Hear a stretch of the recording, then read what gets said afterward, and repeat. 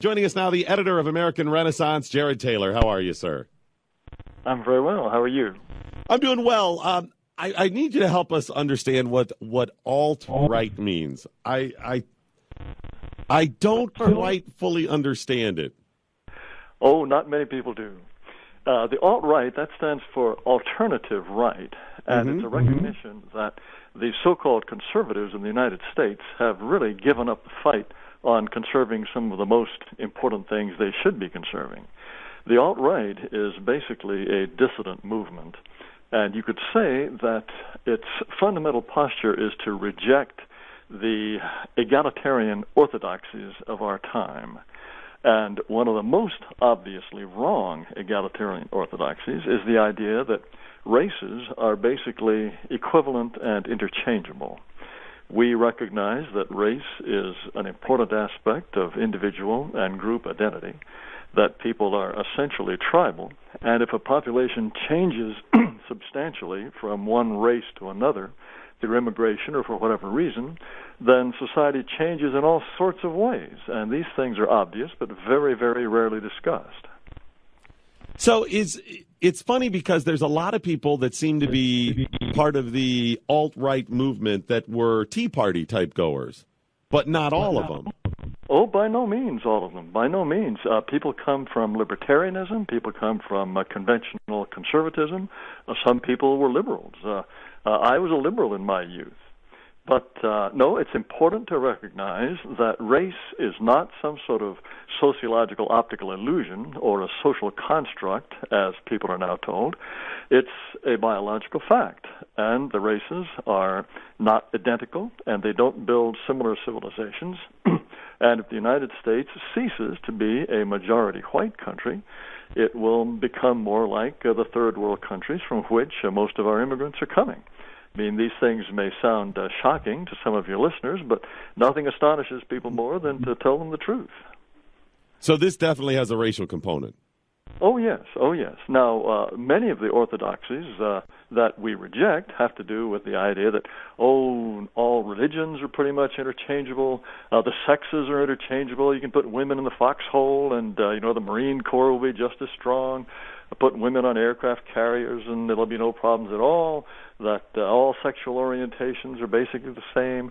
This sort of egalitarian, relentless destruction of all the distinctions that people have made for millennia, really. There is a kind of brutality and leveling about it. But the one that unites all people on the alt-right is the recognition that race is a significant dividing line in any society, and that the attempt to build a society in which race can be made not to matter will not work. Interesting. Okay, so this is what I'm trying to understand too, Jared. So I want this conversation to be twofold. Number one, your opinions and thoughts on the mindset and who makes up the group and what's going on and all of that. But first of all, what is the obvious description that the average person, when they hear alt-right, could have, so they understand what the news is talking about, or somebody else if they go, oh yeah, the alt-right, blah blah blah. How, in the broad sense, what do people mean when they say alt-right, like in the news, for example? Well, as I mentioned before, it's a rejection of this dogma of equality.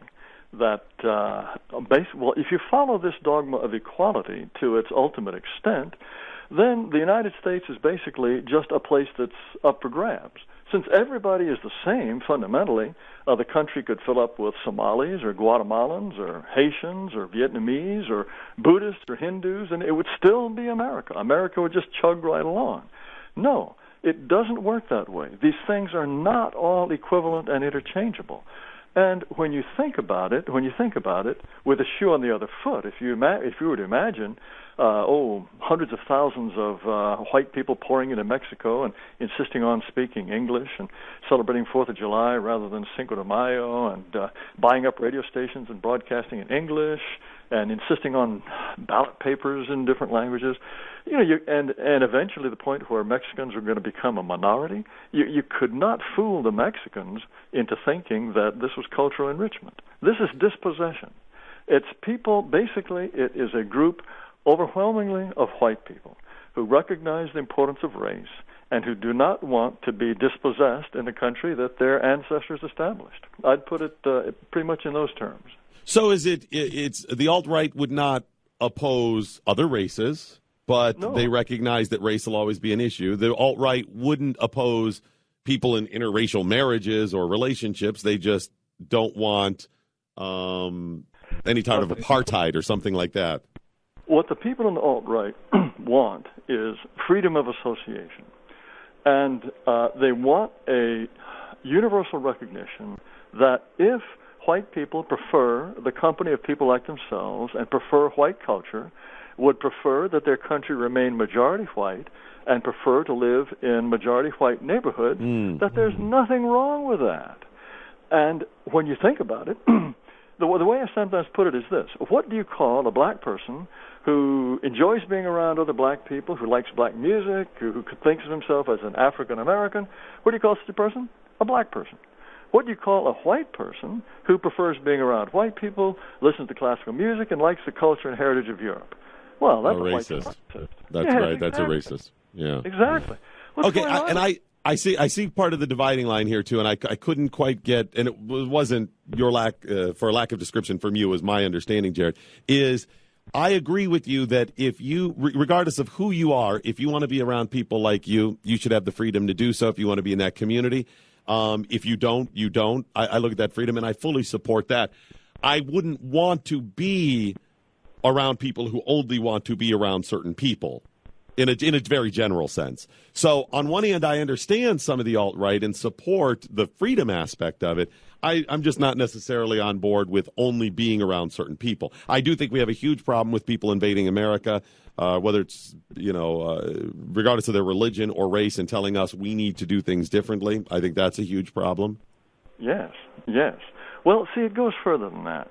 The way the United States is moving today, we are letting in, about 1 million people a year legally, and who knows how many, maybe another 500,000 illegally, and most of them are non-white. And in the United States today, if you say, well, I'm white and I prefer that my children marry white people, that's pretty bad too. So there's this sort of concerted support for the idea of interracial marriage. Well, if this continues, I mean, this may sound very odd, but in the long term, it means white people become a minority, and then through interracial marriage, they go extinct. They disappear.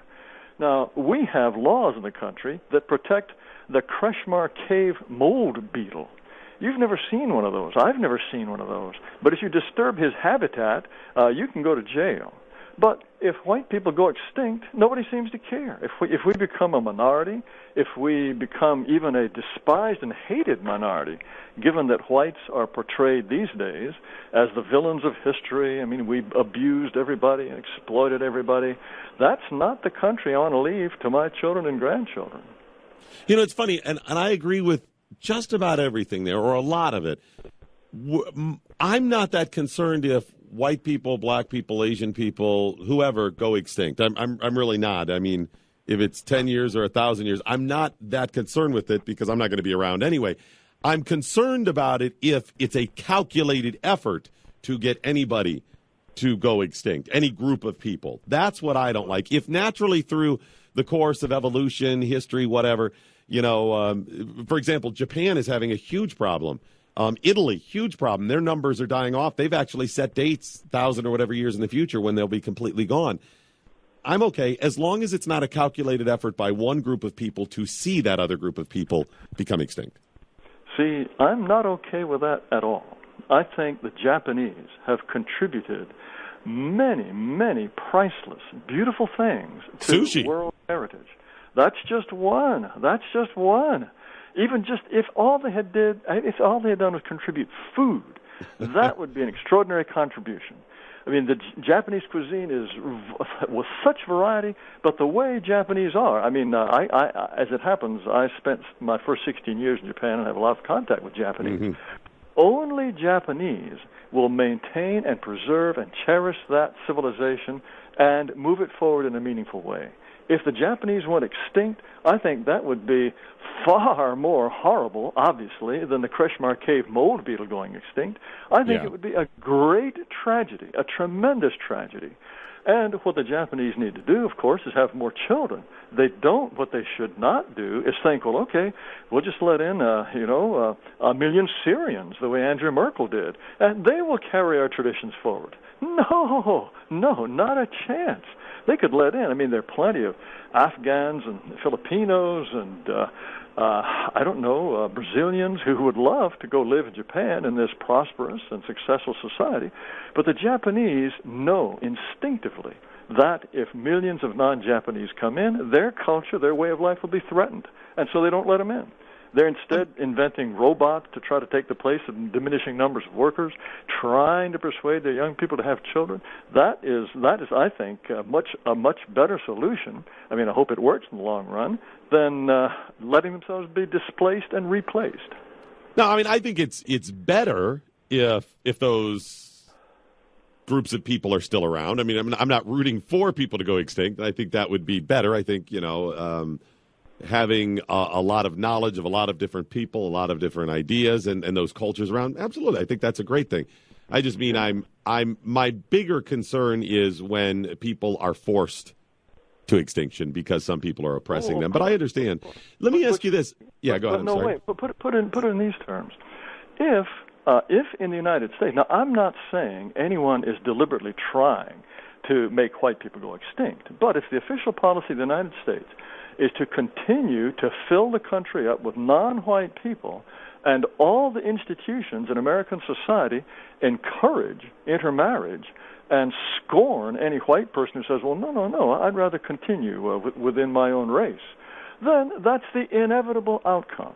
At the very least, it seems to me, those of us who care about the continuity of our race and our people, and who believe that only white Americans will, in any meaningful way, take American European culture forward, then we should be left alone. We should certainly not be accused of white supremacy and Nazism and driven out of polite society, which is, in effect, what happens.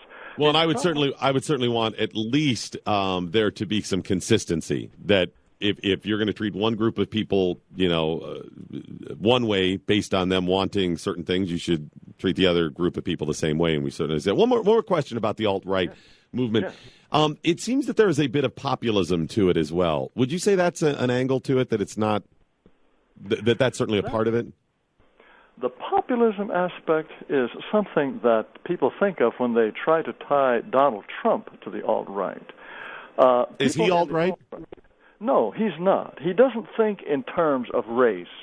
But at least so far as I can tell, I've never met Donald Trump. I can't read his mind any better than anybody else. But sure. It seems to me that he has an instinctive sense that the United States is changing in weird ways. He doesn't want to press 1 for English on the telephone. I think his reaction, I'm just guessing here, his reaction is, well, wait a minute, we speak English in this country. Or if he walks into a part of town and he's surrounded by people who he doesn't even know where they're from. They could be, I don't know, Iraqis or Persians or, people from Cambodia. There's this sense of no longer being in America. And many, many Americans feel this way. And I think they're sick and tired of both Republicans and Democrats saying, well, we are a melting pot, we are open to the world, we have these obligations to the world.